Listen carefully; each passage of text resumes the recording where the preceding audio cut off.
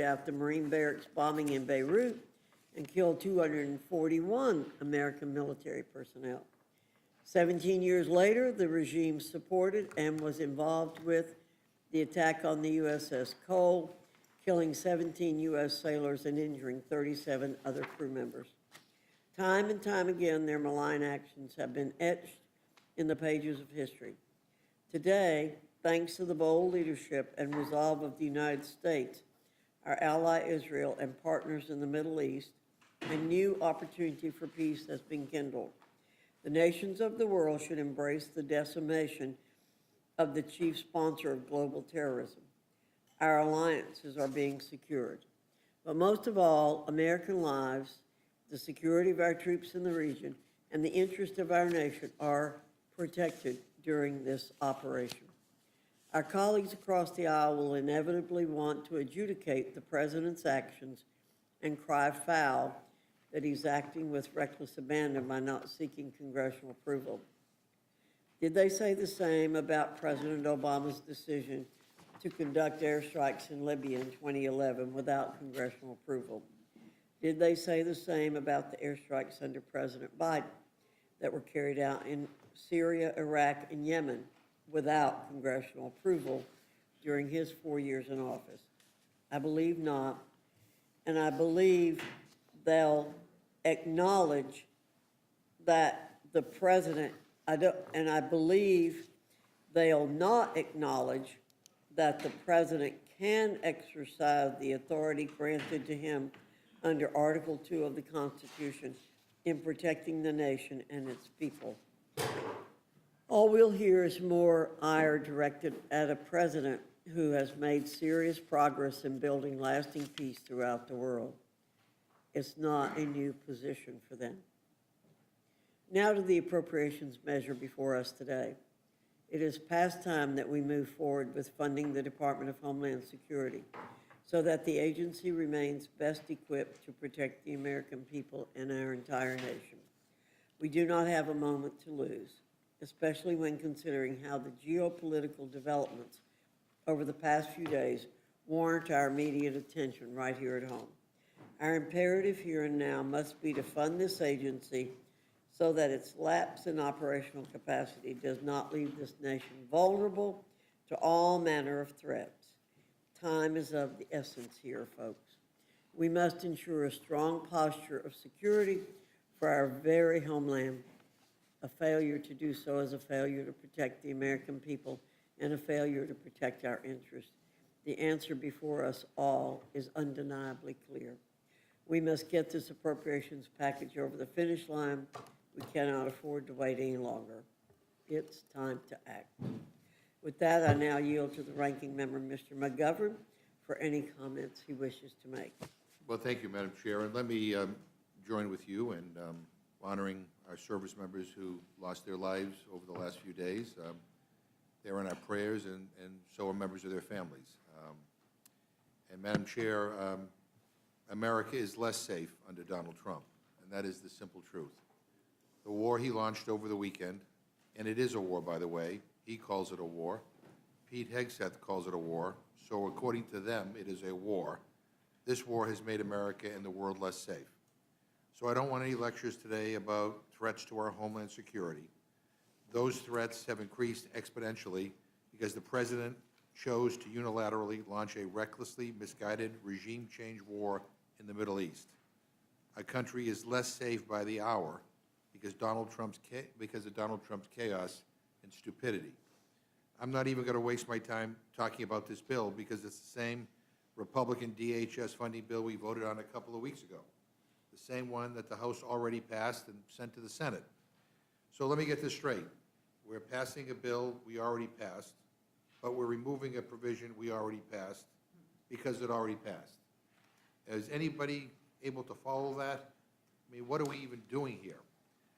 It's the same lousy, rotten bill that does not put any guardrails or constraints on ICE or CBP after federal agents shot American citizens in the street.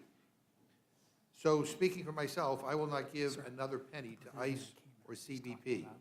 Republicans already shoveled $75 billion, that's billion with a B, into ICE in their big ugly bill. and I will not vote to give them another cent.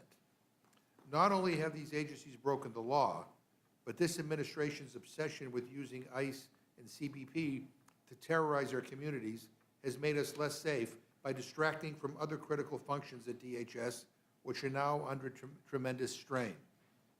So let's talk about Homeland Security.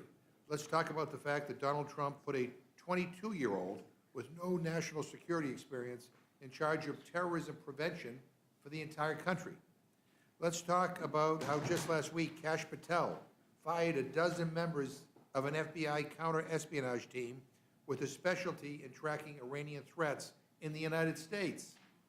Let's talk about how DOJ gutted our ability to defend against cyber attacks, decimating agencies like CISA, and reassigning cyber experts to do immigration enforcement. Again, Donald Trump and his administration have made this country less safe. I've never seen America more alone or isolated than we are now, and I'm deeply concerned that his reckless, illegal war will cause our allies to move even further away as this crisis deepens. Speaker Johnson should have called this Congress back on Monday, yesterday. We should have had an emergency meeting in this committee to bring a war powers resolution to the floor immediately. And if you think it's a great idea for Donald Trump to break his promise and unilaterally start another forever war aimed at regime change, then good for you. Vote for another war. But to cancel votes yesterday, to cancel votes today, I mean, as this Republican majority did, I mean, that is beyond shocking. It's pathetic. And all to delay and distract from the fact that Donald Trump broke his promise to MAGA. He said no more endless wars, no more regime change, no more costly quagmires in the Middle East. And what did he do from his gilded ballroom at Mar-a-Lago before slipping back to his $1 million per plate dinner? He started a new forever war in the Middle East. That's what he did. Easy for him to do. It's not his billionaire donors who are going to get squeezed at the pump when gas skyrockets. His kids don't have to go off and fight and die. It's the kids from Worcester and small cities and towns in our districts, working class folks, who will have to pay the price for this terrible miscalculation. 6 service members are already dead. Americans are stranded throughout the region because this administration had no plan to keep them safe either. And Republicans are repassing a bill that they already passed a couple of weeks ago. It's a disgrace. And come back when you have a plan to rein in the lawlessness of ICE and CBP. Then we can talk. Until then, we're not going to rubber stamp more money for agencies that defy judges and violate court orders while this president makes America less safe by the hour with his new forever war. And with that, I yield back. Thank you, Mr. McGovern. Without objection, any prepared statements that our witnesses may have will be included in the record. I now welcome our panel, Chairman Cole and Ranking Member DeLauro from the Committee on Appropriations. Your full statement will be submitted for the record. We ask that you summarize your statement in 5 minutes. Chairman Cole, I welcome you back to the Rules Committee, and I welcome your testimony. Thank you very much, Madam Chair. Chairwoman Fox, Ranking Member McGovern, members of the Rules Committee, I appreciate the opportunity to testify today. I come before you today on H.R. 7744, the Department of Homeland Security Appropriations Act of 2026. The bill before us today is substantially identical to the bill that previously passed the House in January. It represents a bipartisan and bicameral negotiated compromise that provides full funding for the Department of Homeland Security for fiscal year 2026. As members will recall, in January, House and Senate negotiators from both parties reached a final agreement on our then remaining 6 appropriations bills for 2026. After Republicans and Democrats in the House and Senate reached agreement, the House fulfilled its part of the bargain and passed all 6 bills across the floor. Sadly, at the last moment, Senator Schumer reneged on the deal, refusing to pass the Homeland Security bill through the Senate as was agreed upon, even though a majority of members in both chambers supported the negotiated agreement. The refusal of Senate Democrats to honor the agreement triggered a lapse in funding for DHS starting in February. For more than 3 weeks, large portions of the Department of Homeland Security have since been shut down. but many employees in mission-critical roles, such as Transportation Security Administration officers, remain on the job without guaranteed pay and without full operational resources. I will state the obvious. Today is no time for a shutdown at the Department of Homeland Security. Its agencies are on the front lines protecting Americans from vicious terrorists, drug traffickers, and hardened criminals.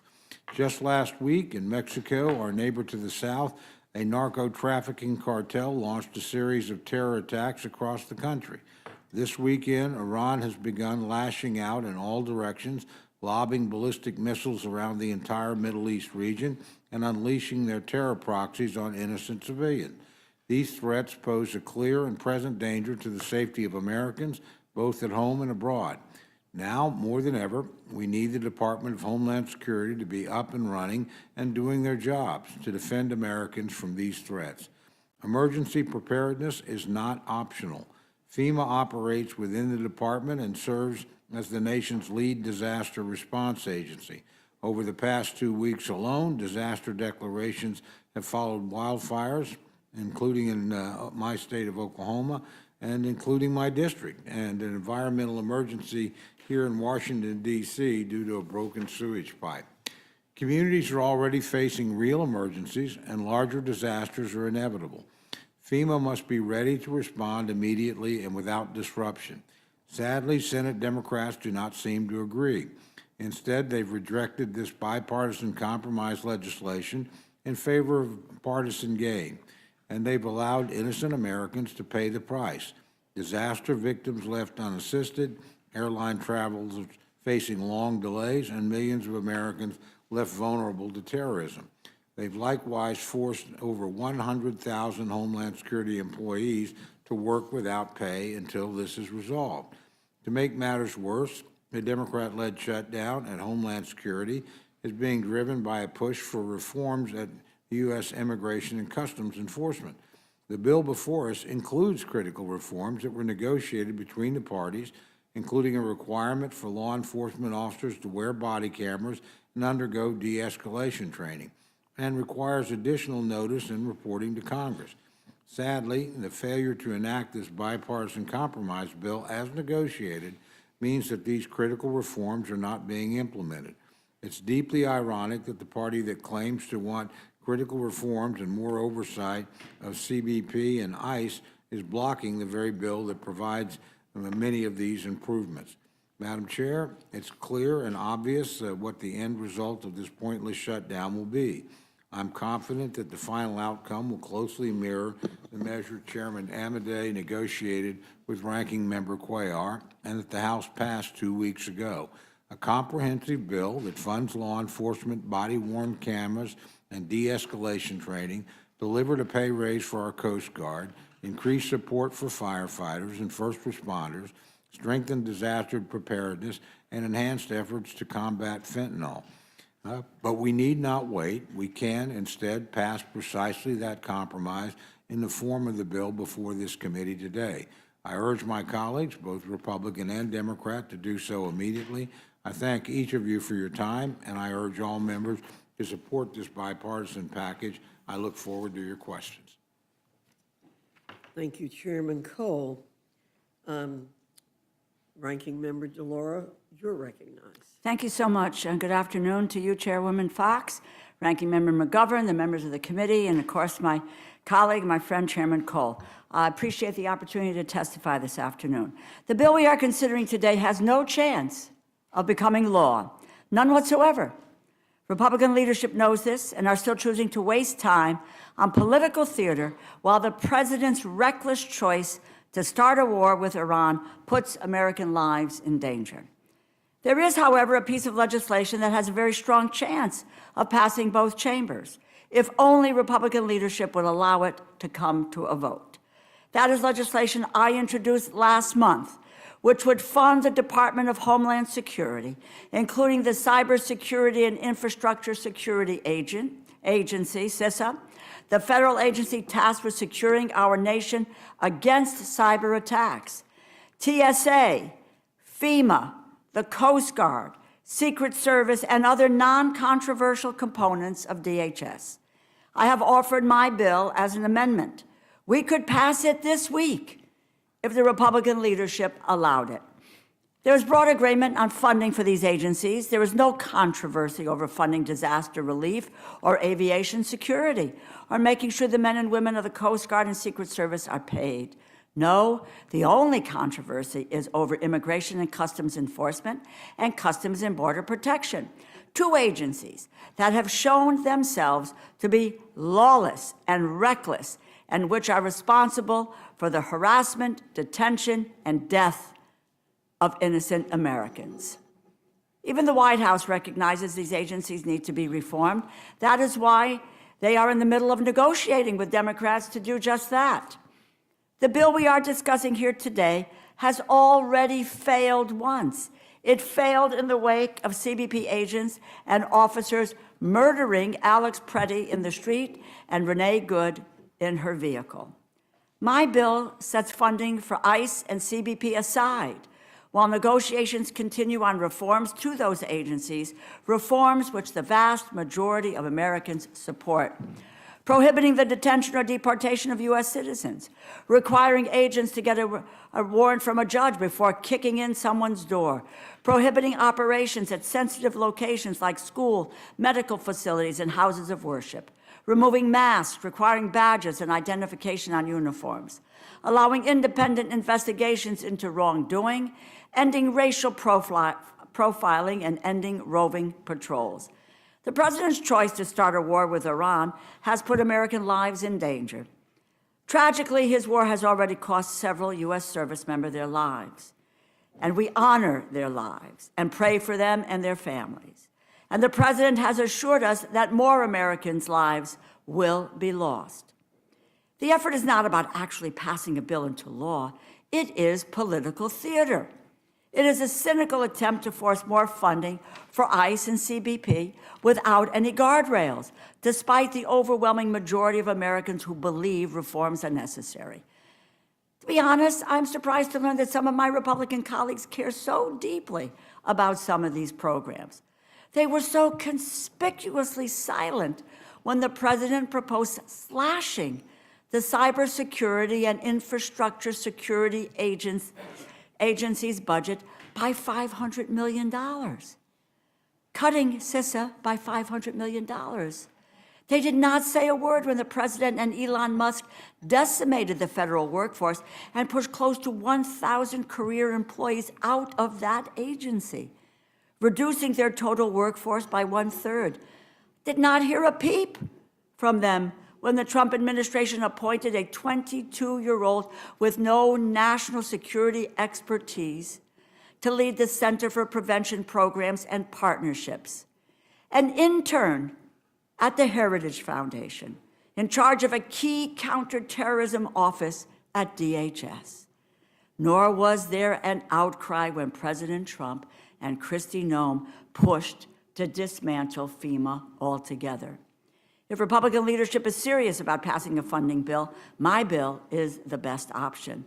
With American security at stake, they can either choose to play political games or they can actually legislate. I will be here waiting whenever they come around to the latter. Thank you for your time, and I look forward to answering your questions. I yield back. Thank you very much, Ranking Member DeLauro. Ms. Fishbach, you're recognized. Thank you, Madam Chair. And I thank you, Mr. Cole, for bringing this forward, because I don't think it's political theater. I don't think it's a political game to bring a bill forward that's going to fund TSA, that fund the Coast Guard, fund law enforcement training centers and FEMA.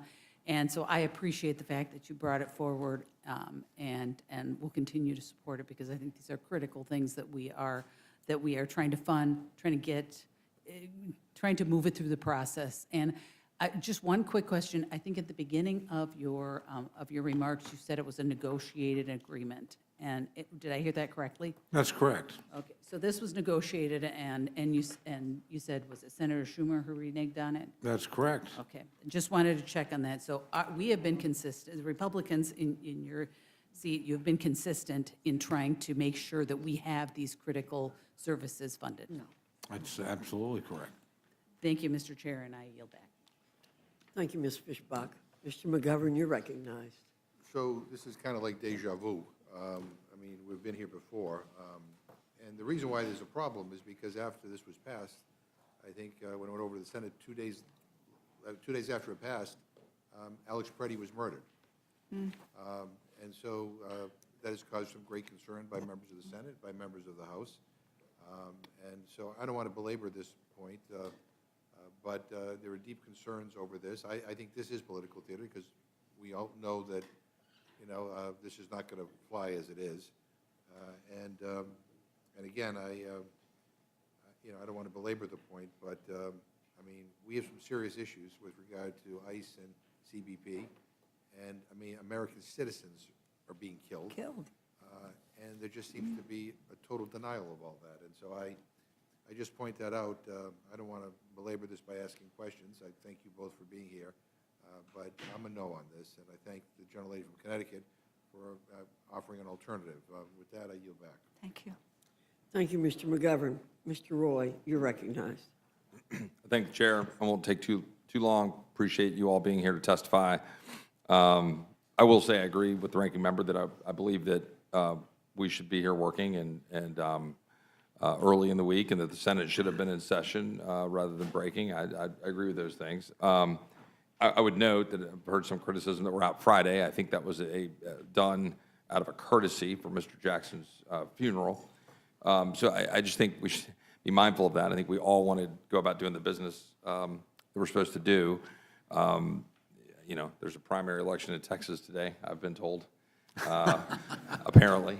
But I'm here because this is my job. So I would just ask Chairman Cole, if I'm correct, recognizing that we have, in fact, the ranking member is correct, sent appropriation bill over to the Senate, that the bill has not been passed in the Senate, correct?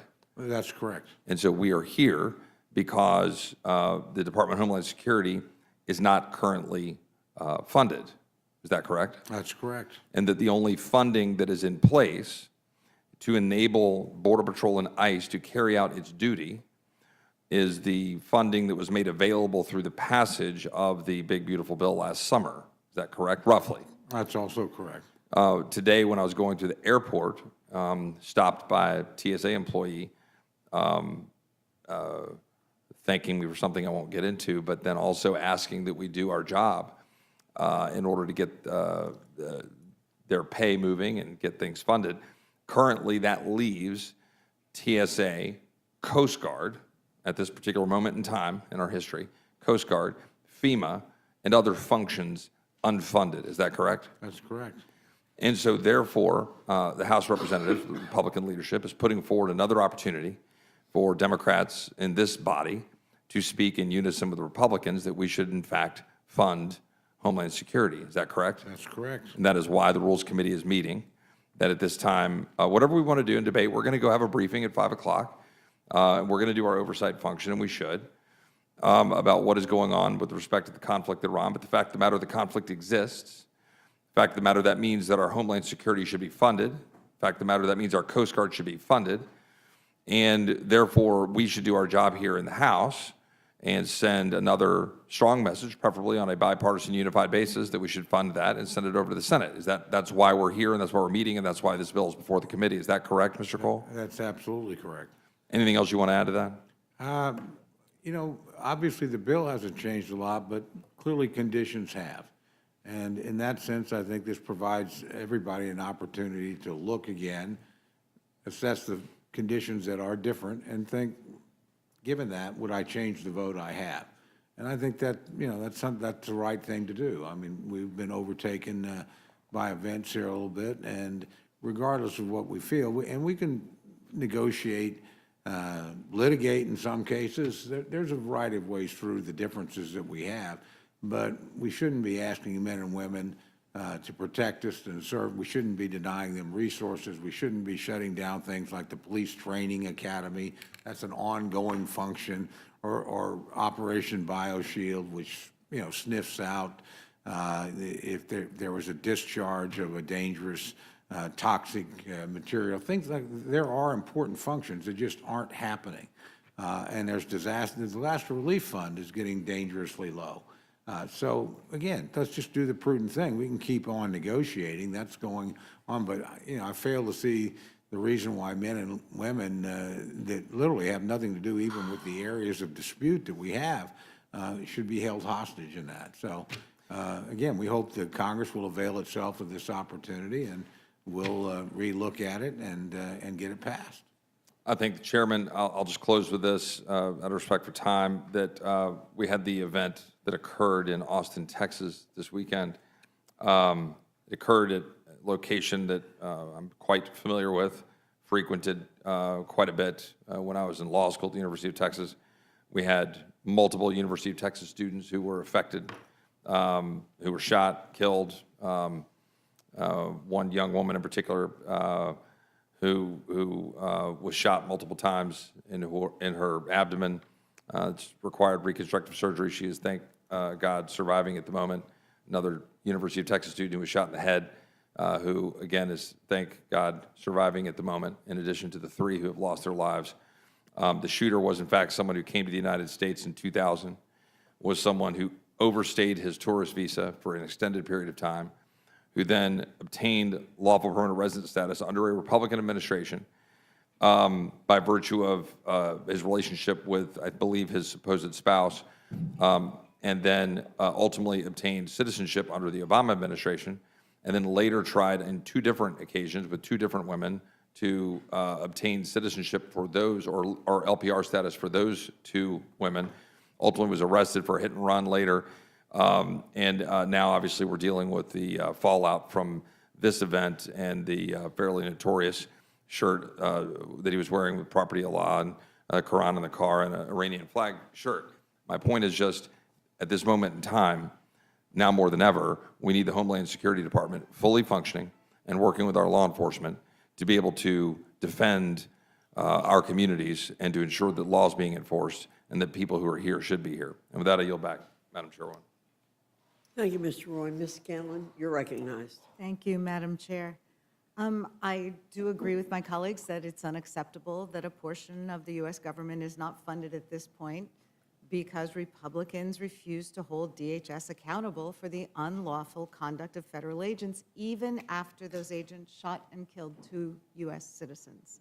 Instead of protecting Americans from violent or dangerous criminals, the so-called worst of the worst, ICE and CBP under Kristi Noem's DHS have brought chaos and fear to Americans' streets, terrorizing whole communities with masked and armed paramilitary forces and endangering American lives and liberties. American citizens have died in our streets. They've been dragged from their homes, and they've been detained without cause because of the lawless and unprofessional conduct of ICE and CBP.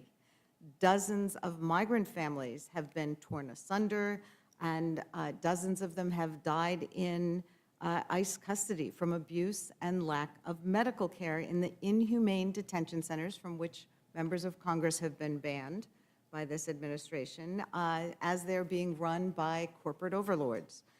And Americans have said that this is unacceptable, and that's what we're responding to. But now we've got American service members dying overseas after the president started an illegal war against Iran. 6 families are already mourning the loss of their loved ones. And the president has said more Americans are likely to die. We're in a war. The president does not seem to have a plan. He's never had a plan to keep Americans safe, whether at home or abroad. And perhaps the reason the administration didn't come to Congress first is that there was no imminent threat to justify this summary attack. The administration has floated multiple possibilities, including imminent missile strikes or nuclear capability, regime change, and my favorite, that Netanyahu made them do it. But none of those explanations hold water or justify putting American lives at risk without congressional authorization. And here's the important part. If the White House cannot even tell Congress or the American people why they started a war, do we really think they have a legitimate strategy for conducting or ending that war? And the costs of this ill-conceived war of choice are mounting by the minute. In addition to the loss of life, reports say that in just a few days, this latest war by this White House has already cost U.S. taxpayers over $1 billion. And that's money that's not being invested in American health care or housing or education. I agree with the ranking member that ICE and CBP shouldn't get another cent from American taxpayers until there's accountability for those agents' actions. And I agree with Ranking Member DeLauro that we should be looking at funding the other elements of DHS, which are not implicated in that scandal. Our Republican colleagues should not be lecturing the American people on fiscal responsibility if they're willing to send billions of taxpayer dollars to a war in Iran without clarity on what we're doing there or when we'll leave, or to Kristi Noem without any assurances that DHS will end its attacks on Americans and their civil liberties. I yield back. Thank you, Ms. Scanlon. Mr. Gresseth, you're recognized. Madam Chair, I look forward to the briefing. I yield back. Thank you, Mr. Griffith. Mr. Neguse, you're recognized. Thank you, Madam Chair. Thank you to the chairman and the ranking member, both for your testimony, for being here. And I know we have limited time. Look forward to the briefing later this afternoon. So really only two questions. Chairman, you spoke about, in your view, the necessity for this bill. And I want to drill down a little bit. We've talked a lot about ICE and CBP. I want to talk about FEMA. And why do you believe it is important to proceed with this bill regarding FEMA funding? A couple of reasons.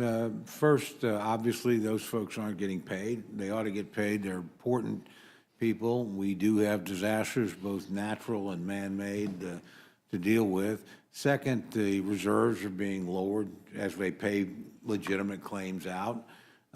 So there's enough money there now, but that's the point. Disasters aren't always predictable. You don't know what you're going to need. I would prefer that the funding that was in the original bill that would flow into disaster relief funds be available in case something untoward happened. And part of this, I assume, or I presume, we're neighbors, in Colorado and Oklahoma.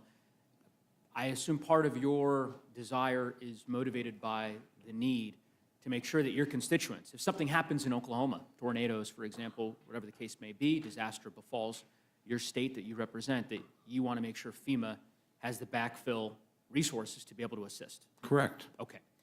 I'm going to read you an article. This is from today. Quote, still recovering from 2025 disasters, these conservative Colorado communities have yet to see FEMA relief. The subheading is that communities have pulled together to rebuild these largely conservative enclaves, while politics taints the process that could and may yet deliver FEMA funds. This is in reference, you may be aware, we had a series of disasters last year in my state on the western slope. In very conservative parts of Colorado, massive wildfires and deadly floods. Our state submitted a request for federal reimbursement from FEMA, major disaster declaration. And that declaration was denied for political reasons. And for the last 5 months, those communities have suffered from a lack of any response by the federal government. It is very clear to Coloradans that FEMA is not going to be there to assist them under this administration, which is a very sad state of affairs, but unfortunately is underscored by all the evidence. There are only 4 states. Just last week, FEMA announced a release of public assistance awards. Oklahoma was included. A number of other states were included. 4 states were not included: California, Illinois, Minnesota, and Colorado.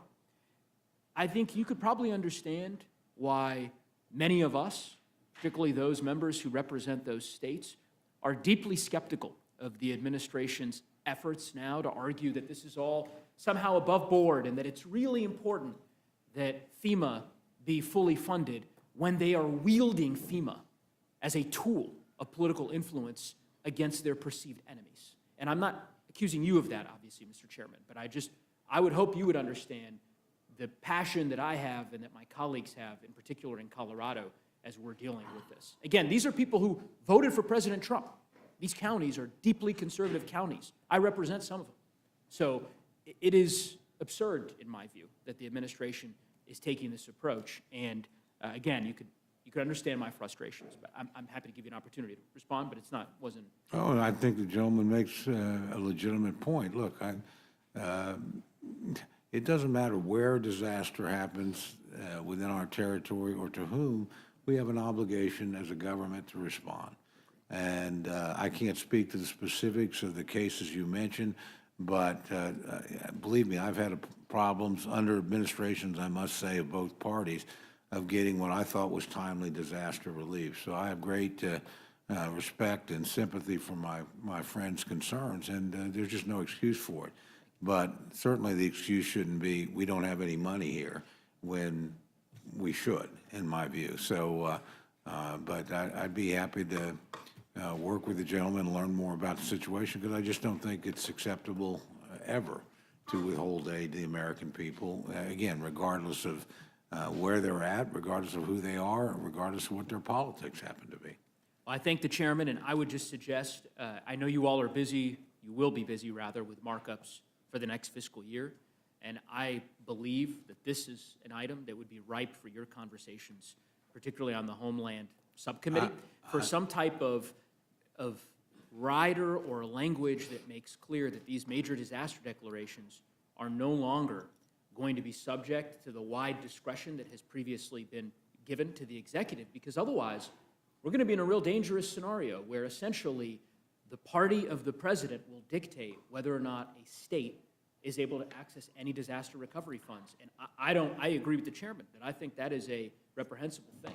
And I think there's an opportunity for all of us to partner on that, put an end to it now, so that for this administration and future Democratic and Republican ones, that this isn't something that ever arises. So I thank the gentleman, and I thank the chairman. I yield back. Thank you, Mr. Neguse. Mr. Scott, you're recognized. I'll be brief about this, but I agree with what Mr. Neguse said. FEMA should not be used as a political whipping stick. I will tell you, as someone from Georgia, when Hurricane Michael hit Florida and Georgia, it was Chuck Schumer that would not allow the disaster aid. So FEMA should not be used as a political whipping stick, and both parties have done it, and I think it's unfortunate that that people do that. Chairman, you know, the Democrats have a bill. I'm just read. It says that they introduced a bill. Ms. DeLauro introduced a bill to fully fund every agency under the Department of Homeland Security except Immigrations and Customs Enforcement, Customs and Border Patrol, and the Office of the Secretary. Got it. If we eliminate all of the funding for Customs and Border Protection, wouldn't that effectively open the floodgates at the border again that we finally got sealed under President Trump? If we did that, it would, but there is funding, again, as I think Mr. Roy suggested in other areas, that we actually have those areas more or less covered. Now, you're just better off, again, passing the full bill that funds every function of this agency, in my view. I don't think withholding the funding is a legitimate tactic. I don't think it's particularly effective. And I think there's always something unanticipated that happens or something you didn't think through. Just fund the government. You got other concerns. It's very legitimate for those to be raised, for us to discuss them. Indeed, there's negotiation going on, I think, between the administration largely and Senate Democrats now. I saw some changes in both who was running Minnesota, saw some changes in some of the policies, a number of people a lot of people withdrawn, the agency or the effort was eventually came. So again, that's fine. I think my friend Mr. Neguse has had litigation, you know, that resolved one of these issues in terms of oversight access. So those are perfectly legitimate tools, and I think that, so we have other ways to deal with this. I think the government shutdown, I've seen my party do them. I opposed them when we did them. I opposed them when Democrats do them. They don't work. They don't succeed. There are other mechanisms available. That's my viewpoint. I'd like to get the government fully funded. Madam Chair, I'm gonna yield any time that I have remaining. I know that we need to get to the hearing. Thank you for indulging. Thank you, Mr. Scott. Ms. Leisure-Fernandez. Thank you very much, Madam Speaker. You know, 6 Americans are dead. Bombs are falling on our consulates and bases because Trump started what he has now described could be, in his words, forever war. He started that war without public support and without congressional authorizations. And Republicans didn't bring us back into session to address that war. Instead, they took extra days off, and the only bill Rules has before us is a bill that we already passed, and a bill that won't become law until the White House, Senate, and House finish their negotiations. So it does beg the question of what we're doing here today, other than to double down on the ICE cool, because the only thing that has changed is more Americans are dead, arrested, detained, having their cars broken and their windows shattered as they've pulled us out. And I think that that's the big question. Now, the issue of FEMA, I think, is important. But we also know that Trump has made it harder to get FEMA funding that's there. And he has used this funding issue to make it even harder, even when the money's already there. And that's exactly what he did with the food stamp, with the food, food nutrition. His money was there and he refused to let it go. I'm going to sort of end here, but I wanted to allow the ranking member to respond to the issue of a bill, and I think we have an amendment which will move, to say, let's fund those agencies where there is no dispute, where there is no need to create safeguards. Like, we could do that, so that way we cover the concerns that the Republicans have raised today. And that's what you're looking at. You're not saying let's never fund them. It's let's get those funded so we narrow it down to the limited issue of what's not funded. That's what you're intending to do, right, Matt? Yes, I want to thank the gentlelady, and look, I quite frankly, and I just say this to my Democratic colleagues and my Republican colleagues, I'm quite frankly tired of the crocodile tears about FEMA, which is what was the agency was going to dismantle. They fired the gentleman who said, let's deal with some reform. We don't have to eliminate it. I happened to ask that question. The next day, he was gone because he didn't toe the line. I've talked about the Cybersecurity and Infrastructure Agency. The president's budget's at $500 million in a cut to that agency. Did they care about cybersecurity? Hell no. No words when Musk decimated the workforce. 1,000 people out of the agency. What happens when they put in this novice to head up one of the most important functions of the agency? And it is really remarkable. Let's fund these if we're serious. And I think we need to be serious. Unless my Republican colleagues don't believe that we have a problem with ICE and CBP. We do. The country knows it. And yes, we are in negotiations with the White House about that. Let those negotiations go on. In the meantime, let us fund cybersecurity, Secret Service, the Coast Guard, FEMA. And there's no dispute about any of this. We can get this done now, but there is the insincerity. No, I believe my Republican colleagues do support what ICE does and do support what CBP does, and that is harassing. I've used the phrase marauding bands of armed, masked agencies on our streets all over this country, terrorizing our communities. If you support that, so be it.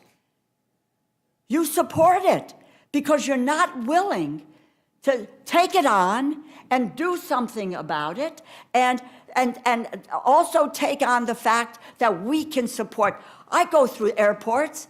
I go over and I say thank you to TSA, and I can say to them, I can say to them, I'm going to vote for something that pays you. Now, if my Republican colleagues want to say is, I don't want to pay you, because I don't want to separate out your missions versus other missions. That is what we're talking about here today. We can talk about a whole lot of other things, but let's fund those people who are working hard.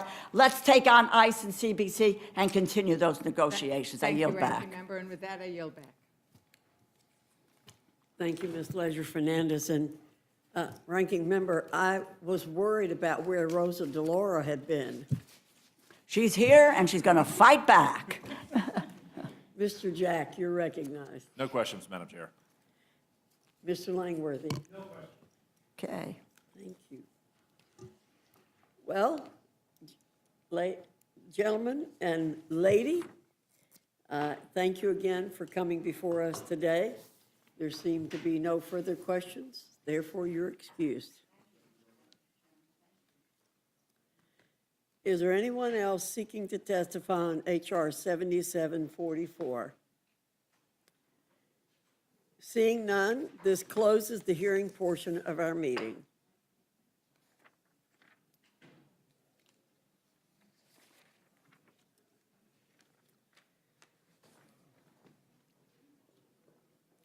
The chair will be in receipt of a motion from the gentleman from Georgia, Mr. Jack. Madam Chair, I move that the committee grant H.R. 7744, the Department of Homeland Security Appropriations Act 2026, a closed rule. The rule waives all points of order against consideration of the bill. The rule provides that the bill shall be considered as read. The rule waives all points of order against provisions in the bill. The rule provides 1 hour of general debate equally divided and controlled by the chair and ranking minority member of the Committee on Appropriations or their respective designees. Finally, the rule provides 1 motion to recommit. Thank you very much, Mr. Jack. You've now heard the motion. Is there any discussion or amendment to the rule? Madam Chair. Ms. Leisure Fernandez, you're recognized. Madam Chair, I have an amendment to the rule. I move the committee make an order amendment number 8 to H.R. 7744, offered by Ranking Member DeLauro, which replaces the text of the bill with the text of H.R. 7481, the Department of Homeland Security Appropriations Act 2026, which will fund those agencies where there is consensus should receive funding. So if Republicans came in here and said, we want to make sure that FEMA gets funded, TSA, the Coast Guard, that they're fully funded, this is the amendment you want. This will accomplish that.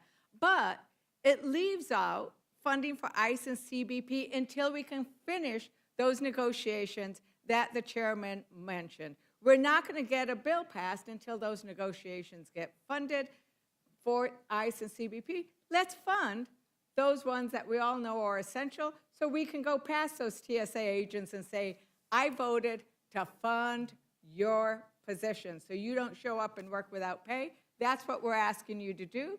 I urge my colleagues to vote for this amendment so we could fund FEMA, TSA, the Coast Guard, and those essential functions. And with that, Madam Chair, I yield back. Thank you, Ms. Leisure Fernandez. Any further discussion on the amendment? Hearing none, the question is on the amendment. All those in favor signify by saying aye. All those opposed say no. No. In the opinion of the chair, the noes have it. The amendment's not agreed to. Ms. Leisure Fernandez requests a recorded vote. The clerk will call the roll. Mrs. Fishbach. Mrs. Fishbach, no. Mr. Norman. Mr. Roy. No. Mr. Roy, no. Mrs. Houchin. Mr. Langworthy. No. Mr. Langworthy, no. Mr. Scott. No. Mr. Scott, no. Mr. Griffith. Mr. Griffith, no. Mr. Jack. No. Mr. Jack, no. Mr. McGovern. Aye. Mr. McGovern, aye. Ms. Scanlon. Ms. Scanlon, aye. Mr. Neguse. Mr. Neguse, aye. Ms. Leisure Fernandez. Ms. Leisure Fernandez, aye. Madam Chair. No. Madam Chair, no. The clerk will report the total. 4 yeas, 7 nays.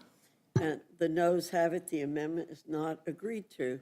Is there any further discussion on the motion from the gentleman from Georgia? Hearing none,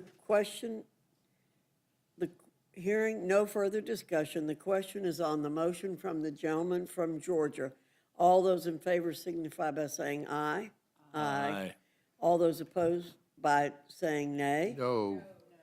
In the opinion of the chair, the ayes have it. The motion's We ask for a agreed roll to. call, Madam Chair. Mr. McGovern requests a roll call. The clerk will call the roll. Mrs. Fishbach. Mrs. Fishbach, aye. Mr. Norman. Mr. Roy. Aye. Mr. Roy, aye. Mrs. Houchin. Mr. Langworthy. Mr. Langworthy, aye. Mr. Scott. Mr. Scott, aye. Mr. Griffith. Mr. Griffith, aye. Mr. Jack. Aye. Mr. Jack, aye. Mr. McGovern. No. Mr. McGovern, no. Ms. Scanlon. Ms. Scanlon, no. Mr. Neguse. Mr. Neguse, no. Ms. Leisure Fernandez. Ms. Leisure Fernandez, no. Madam Chair.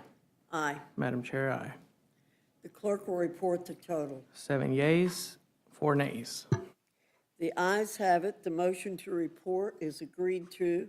Accordingly, the gentleman from Georgia, Mr. Jack, will be managing this rule for the majority, And Ms. Ledger Fernandez will manage it for the minority. and Ms. Ledger Fernandez will manage it for the minority. With that, without objection, the committee is adjourned.